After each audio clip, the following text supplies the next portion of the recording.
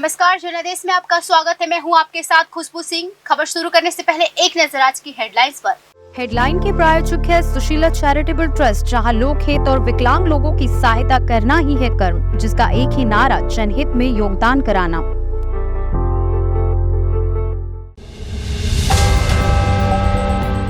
राष्ट्रपति के लिए गदर 2 की वीआईपी स्क्रीनिंग नहीं, राष्ट्रपति भवन का स्पष्ट जवाब। वायुसेना के बलिदान का अपमान कर रही बीजेपी, अशोक गहलोत ने क्यों लगाया ये आरोप। कौन किस पार्टी में जाएगा, कौन मंत्री बनेगा, तय करती है ये एजेंसी, संजय राउत बोली पवार साहब ने बताया। देश भर में बारिश का सिलसिला रुका, क्या मानसून ने वक्त से पहले ही ले ली विदाई। साउथ चाइना सी में एयर स्ट्रिप बन रहा चीन, कहा अपनी मर्जी से लेंगे फैसले, इस इलाके पर ताइवान वियतनाम का भी दावा। 2023 की दूसरी सबसे बड़ी हिंदी फिल्म बनी गदर 2, बुधवार को 32 करोड़ कमाए, 261 करोड़ हुआ टोटल कनेक्शन, 80 करोड़ तक पहुंची OMG 2। ये थी अभी तक की बड़ी और अहम खबरें। अब समाचार विस्तार से। राष्ट्रपति के लिए गदर 2 की वीआईपी स्क्रीनिंग नहीं होगी, राष्ट्रपति भवन का स्पष्ट जवाब। राष्ट्रपति भवन ने साफ कर दिया है कि राष्ट्रपति द्रौपदी मुर्मू के लिए फिल्म गदर 2 की स्पेशल स्क्रीनिंग नहीं की जाएगी। गदर 2 की सिल्वर स्क्रीनिंग पर तहलका मचा रही है। इस सब के बीच यह सख्त खबर आ रही है कि राष्ट्रपति द्रौपदी मुर्मू के लिए फिल्म की वीआईपी स्क्रीनिंग की जाएगी, लेकिन राष्ट्रपति भवन ने साफ कर दिया है कि कोई वीआईपी स्क्रीनिंग आयोजित नहीं की जाएगी। मीडिया की कुछ रिपोर्ट्स ने दावा किया कि राष्ट्रपति फिल्म देखना चाहती हैं। पीआईबी ने फैक्ट चेक में बताया कि फिल्मों की स्क्रीनिंग राष्ट्रपति भवन में होती है। हालांकि राष्ट्रपति की इच्छा फिल्म देखने की नहीं है और न ही स्क्रीनिंग में वो शिरकत करने वाली हैं। रिपोर्ट के अनुसार सेंसर बोर्ड से फोन आया था कि वो फिल्म देखना चाहती है। अनिल शर्मा के निर्देशानुसार बने इस फिल्म को 11 अगस्त को रिलीज किया गया था, जिसमें सनी देओल और अमीषा पटेल मुख्य भूमिका में है। यह फिल्म गदर 1 की सीक्वल है। इस फिल्म की पृष्ठभूमि भारत विभाजन पर आधारित है। इस फिल्म में अमीषा पटेल ने सकीना का रोल निभाया है। अगर फिल्म की कमाई की बात करें तो घरेलू बॉक्स ऑफिस पर 200 करोड़ रुपए के आंकड़ों को पार कर लिया है। फिल्म ने कई रिकॉर्ड को तोड़ा भी है। इंडिपेंडेंस डे के मौके पर गदर 2 ने पिछले 20 वर्षों में सबसे अधिक कमाई की।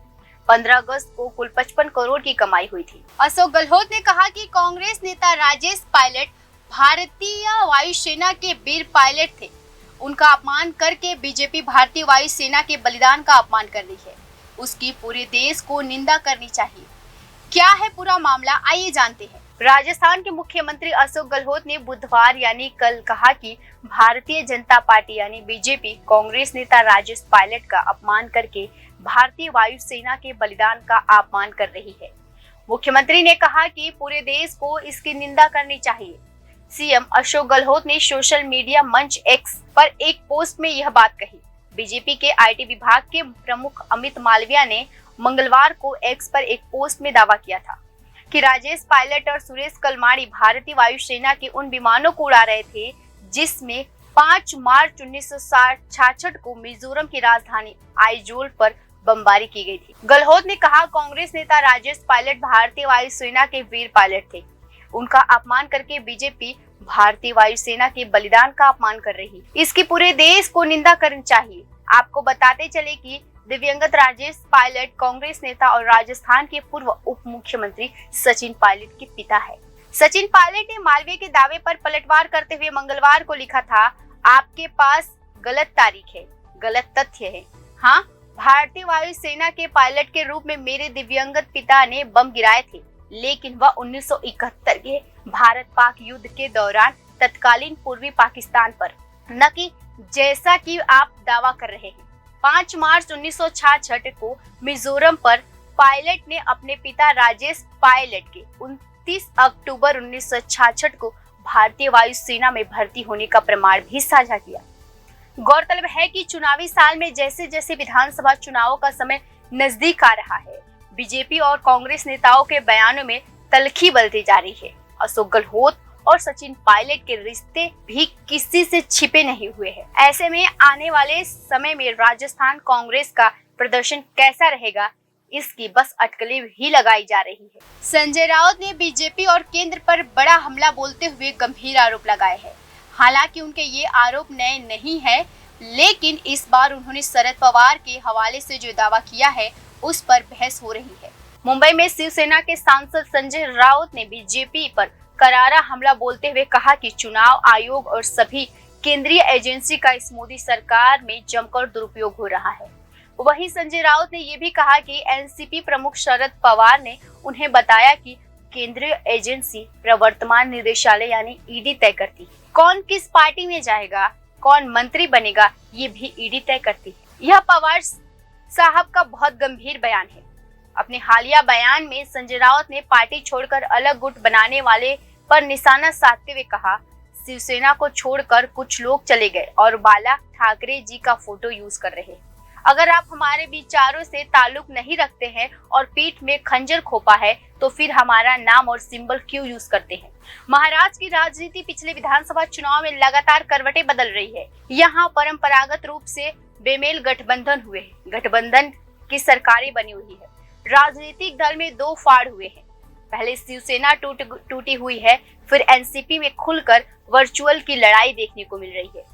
ऐसे में कांग्रेस, शिवसेना और एनसीपी सभी एक सुर में बीजेपी पर लगातार गंभीर आरोप लगा रहे हैं। इस बीच महाराष्ट्र की राजनीति के भीष्म पितामह कहे जाने वाले शरद पवार को लेकर भी राज्य की राजनीति में भूचाल मचा हुआ है। क्या शरद पवार महाविकास अघाड़ी को बाय बाय कहने वाले हैं? क्या वो बीजेपी में जाने वाले हैं? चाचा भतीजे के बीच आखिर क्या खिचड़ी पक रही है? इसे लेकर इंडिया गठबंधन ही नहीं मानो बीजेपी भी टेंशन में है।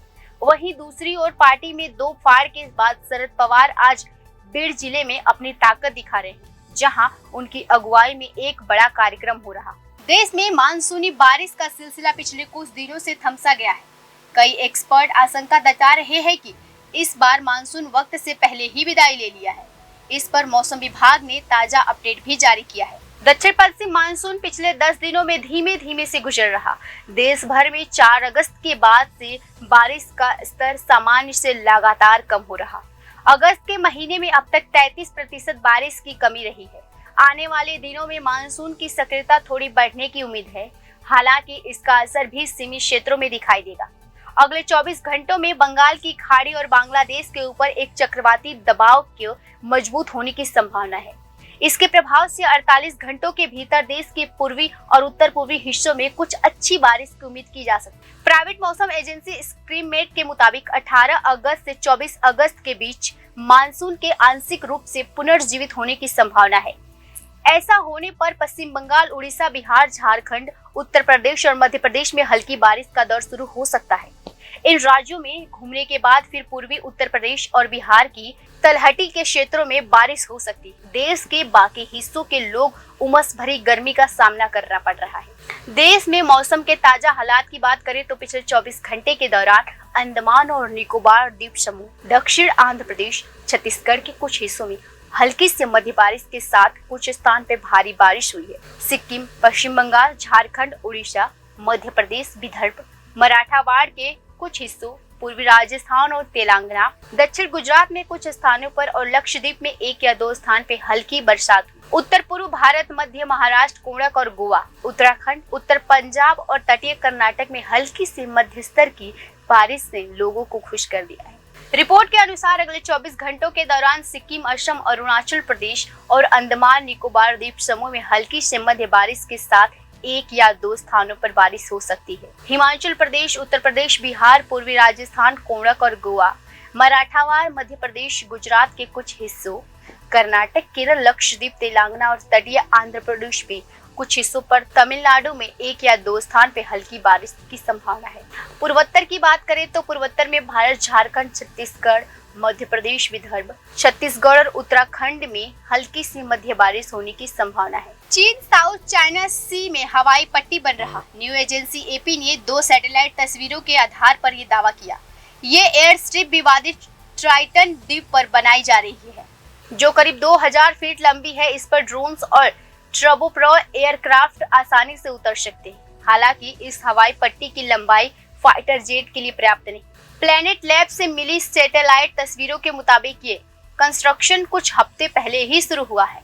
हवाई पट्टी अभी भी निर्माणाधीन है और इस किस मकसद से बनाया जा रहा ये अब भी साफ नहीं हो पाया है। ट्राइटन आइलैंड पर सालों से 2 रेडोम, एक छोटा हेलीपैड, बंदरगाह, एक ऑब्जेक्शन स्टेशन और कई चीनी और वहां की कम्युनिस्ट पार्टी के झंडे लगे हुए हैं। चीन ने आइलैंड पर चल रहे काम से जुड़ी जानकारी साझा करने से इनकार कर दिया है। चीन ने कहा कि वो एक सॉवरेन देश है और अपनी मर्जी से फैसले ले सकता है।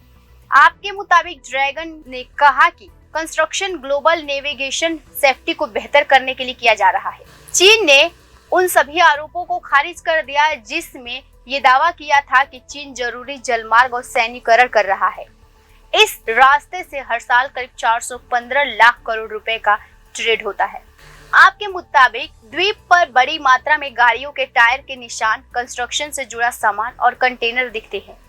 सैटेलाइट तस्वीरों में वर्क एरिया भी नजर आ रहा जहां सीमेंट प्लांट मौजूद है। रिपोर्ट्स के अनुसार यह चीज पिछले 1 महीने के अंदर ही वहां पहुंची है। एजेंसी ने बताया कि ट्राइटन आइलैंड स्टेफली ग्रुप में मौजूद ह्यूमन मेड आइलैंड को प्रतिबंधित करता है। यह एयर स्ट्रिप्स, डॉक्स और मिलिट्री सिस्टम मौजूद है। चीन ने 1974 में नेवल कॉन्फ्लिक्ट के दौरान पार्सल द्वीप पर पूरी तरह से कब्जा कर लिया था। हालांकि वियतनाम और ताइवान भी इस पर अपना अधिकार बताते आए हैं। साउथ चाइना सी में फिलीपींस और चीन के बीच इस तरह का टकराव पहले भी कई बार हुआ है। फिलीपींस ने कहा था कि चीन एक लेजर लाइट से उनके वेसल को रोकने की कोशिश की। इससे फिलीपींस के जहाज में सवार चालक दल को दिखना बंद हो गया था। फिलीपींस ने कहा था कि चीन ने ऐसा जानबूझकर किया था, जो साउथ चाइना सी में उनके अधिकारों का उल्लंघन है। साउथ चाइना सी के विवादित हिस्सों में घूम रहे एक फिलीपींस कोस्ट गार्ड के प्लेन को चीन के रेडियो ऑपरेटर ने धमकी दी थी। रिपोर्ट के अनुसार रेडियो ऑपरेटर ने 3500 फीट नीचे कोस्ट गार्ड के केशल से अनाउंस करते हुए कहा, यहाँ से तुरंत निकल जाओ। दरअसल फिलीपींस के इस प्लेन में दुनिया भर के पत्रकार थे, जिन्हें साउथ चाइना सी के विवादित इलाकों को देखने के लिए बुलाया गया था। जिस समय इसे निकल जाने की धमकी दी गई, उस दौरान ये प्लेन स्ट्रेफ्टली इलाके में उड़ रही थी। गदर 2 वीक डेज में भी जबरदस्त कमाई कर रही फिल्म ने बुधवार को 32.37 करोड़ रुपए का कलेक्शन किया था। सिर्फ 6 दिन में ही फिल्म की टोटल कमाई 261.35 करोड़ रुपए हो गई है। इसके साथ ही गदर 2 पठान के बाद 2023 की दूसरी सबसे ज्यादा कमाने वाली हिंदी फिल्म बन गई है। फिल्म ने द केरला स्टोरी के लाइफ टाइम कलेक्शन को पीछे कर दिया है। बता दें कि OMG2 की बात कर रहे तो इस बुधवार को 7.20 करोड़ का कलेक्शन किया। फिल्म की टोटल कमाई 79.47 करोड़ है। गदर 2 सिर्फ 6 दिनों में इस साल की दूसरी सबसे बड़ी फिल्म बन गई है। अब इसके आगे सिर्फ शाहरुख खान की फिल्म पठान है। इस बार द केरला स्टोरी जैसे छोटे बजट की फिल्म ने काफी अच्छा कारोबार किया था। फिल्म 238 करोड़ रुपए के कलेक्शन के साथ दूसरे नंबर पर थी। अभी गदर 2 को रिलीज हुए 1 हफ्ते भी नहीं हुए हैं। इसने इस साल की कई बड़ी फिल्मों को पिछाड़ दिया है। गदर 2 विदेशों में भी अच्छी कमाई कर रही है। फिल्म का ओवरसीज कलेक्शन 28 करोड़ है। इस हिसाब से गदर 2 का वर्ल्ड वाइड कलेक्शन 298.2 करोड़ रुपए हो गया है।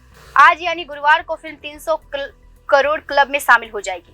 सोशल मीडिया पर कुछ ट्रेड एक्सपर्ट्स का मानना है कि गदर 2 पठान के लाइफ टाइम कलेक्शन को पीछे कर सकती है।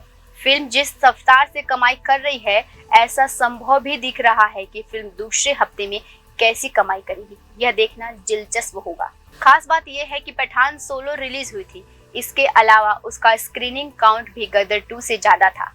इसके बावजूद गदर 2 पठान के कलेक्शन के नजदीक भी पहुंचती है, तो यह अपने आप में ऐतिहासिक होगा। OMG2 धीरे धीरे करोड़ों क्लब में शामिल होने के लिए कदम बढ़ा रही है। अक्षय कुमार के लिए यह एक राहत की सांस होगी। उनकी पिछली फिल्म सेल्फी डिजास्टर रही थी। ऐसे में उन्हें OMG2 से काफी सारी उम्मीदें थी। गदर 2 के साथ क्लैश होने पर फिल्म को नुकसान हुआ है। फिर भी पहले 6 दिन के अंदर फिल्म ने 89.47 करोड़ की कमाई कर अच्छा संदेश दिया है। क्लैश न होने की दिशा में अब तक फिल्म 100 करोड़ रुपए से ज्यादा की कमाई कर चुकी है। फिलहाल के लिए इतना ही। खबरों में बने रहने के लिए देखते रहिए जनादेश।